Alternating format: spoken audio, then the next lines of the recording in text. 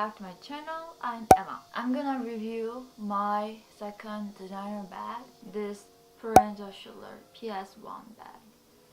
So let's just break down this bag. I don't film this video to brag about it. Actually, this is my mom's, but sometimes I share this one. Yeah, I got this black color. We considered which color we're gonna get between black and navy, but navy color is too much casual. That color doesn't match well with formal look, so we got this black color. Let me show you my Alessandra wang bag so you can compare this bag easily. This is my Rocco bag. This is heavy.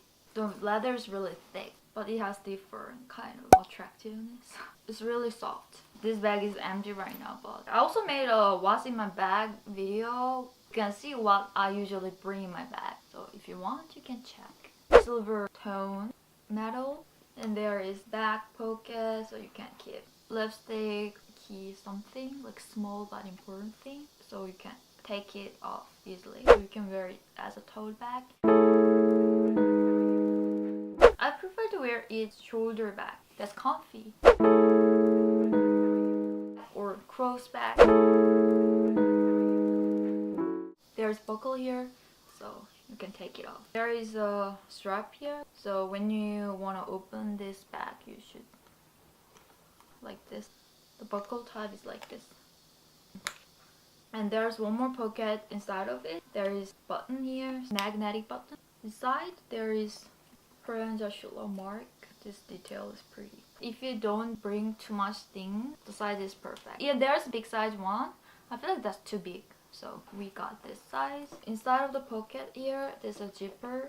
You can keep important stuff like credit card or something. And there is PROENZA SHULER, made in Italy. Really well designed and really well crafted bag, I think. Close this bag again. So my honest review is that when you plan to get a designer bag, this bag is perfect, especially black color, because it goes well with every outfit. Leather is really soft, so it gets older and older. It looks way more vintage and cool.